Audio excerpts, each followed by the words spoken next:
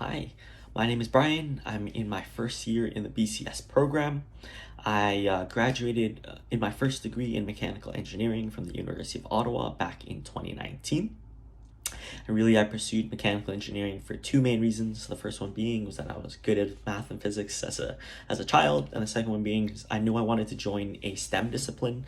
Because I didn't love school all that much, and I kind of want to graduate as soon as possible with some pretty good job prospects. And throughout my undergraduate studies at the University of Ottawa, I had the opportunity to do around 20 months worth of internships across a variety of different disciplines in engineering. So that included things like biomechanics research, government project management, the automotive industry, and the oil and gas industry. And throughout both my internships and throughout my studies, I realized that engineering wasn't quite for me. So I started pivoting outwards, and since graduating in 2019 up until the summer of 2021, right before I joined the BCS program here at UBC, I was working for a management consulting firm based out in Toronto.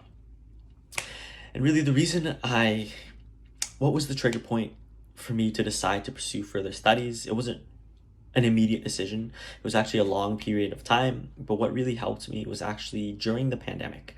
Prior to this, I was working 60 plus hours a week on a project for a client, and all of a sudden everything went remote. There was like a big pause button that was basically pushed. The client realized that we were burning too hot and that there needed to be an adjustment period to be able to work remotely, adopting new technologies. And during this time, I actually had the opportunity to do some introspection, to sit back and really ask myself, is consulting what I wanted to do long term? Are these the skills that I wanted to gain? And I knew that the answer was no. Actually, even before I started applying to school, I started applying to other companies, other different fields. I had interviews within operations field, within data analytics, and even got a job offer. And with the offer in front of me, again, I kind of had to ask myself, is this something that I see myself doing? And the answer was no. The reason that I was applying was, again, kind of for the wrong reasons. It wasn't because there was something unique that I could contribute to the operations role for this particular startup. It was me running away from consulting, meaning I didn't want to do consulting. Instead of saying I want to do operations, it was I don't want to do consulting.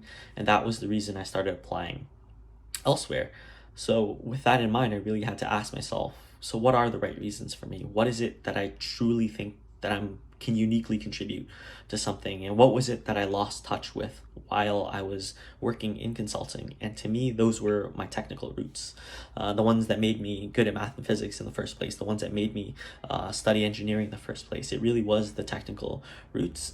And the thing that I've been enjoying and that I knew I would enjoy about computer science is being able to solve problems in a creative manner, being able to find, I might come up with one particular solution, someone might come up with another totally different solution, and being able to optimize a variety of different solutions, coming out to one answer. Or in the cases when you try many things over and over again, you have to be able to pivot and try something completely new.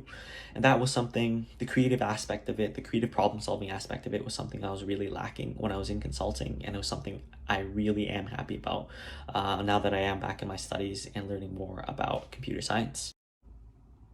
So in order to actually better understand whether or not this was the right decision for me during the time I was applying to the BCS program in the first place, I started doing a little bit of independent study, in particular in the field of machine learning. I bought a textbook, started going through all the different chapters, doing a couple of different exercises. At the end of it, being able to kind of, develop your own optimization algorithm, to be able to develop your own predictor. I was doing all these little things to be able to prove myself that, one, I found this interesting, and two, more importantly, I found it interesting enough that I think I could dedicate a significant amount of time for this.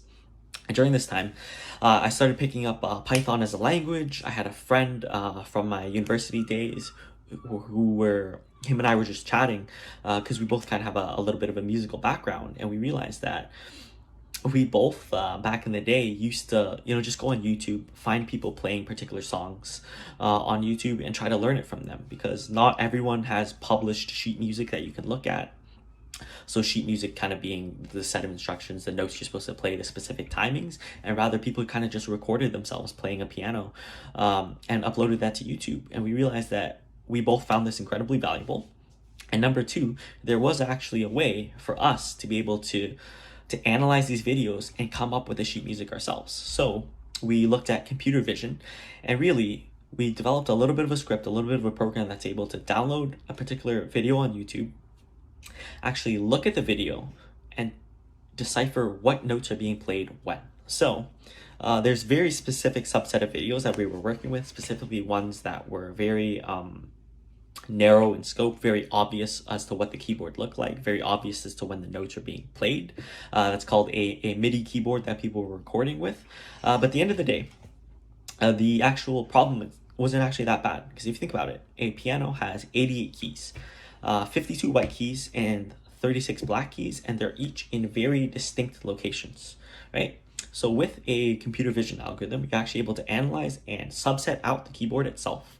And with this, you're actually able to define 88 discrete little points that says, hey, if I'm playing something over here, I know I'm playing A sharp in the second octave. If I'm way over here, I know I'm playing C on the fourth octave, right? So with a computer vision algorithm, we're actually able to segment out very discrete points for each of our keys.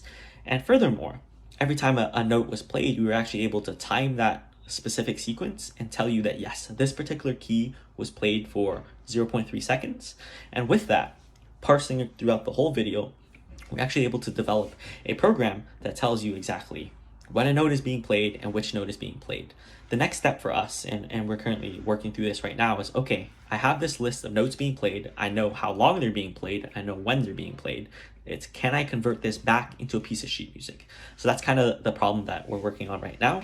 But it was incredibly interesting. It was a way for me to prove that, yeah, I do have something I can contribute to this field. I do have the technical knowledge to be able to do it, and I actually do find it fun. And the last question is, where do you want to go from here? What does an ideal career look like for you, and what specific area or field or industry interests you? And I don't have a clear answer to that right now, and that's part of the reason why I want to join the co-op field. And I know the value that a co-op program brings. It gives you a non-committal environment to try a lot of different things. For me personally, I would love to do front-end engineering, be able to design beautiful websites, being able to find a great user experience. I'd also love to be able to do back-end software engineering.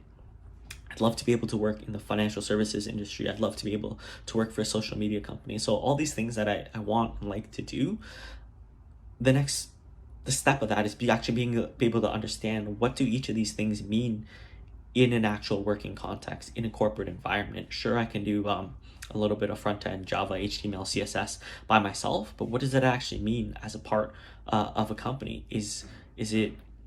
Are all the good things amplified? Are there some bad things I'm not really realizing? So I don't really have a clear answer as to what specific field or what specific industry that I want to do. And that's the reason I want to join the co-op program. I want to be able to better understand, this is where I think I can contribute. This is what I enjoy doing. This is what I'm good at. And yeah, thanks for listening.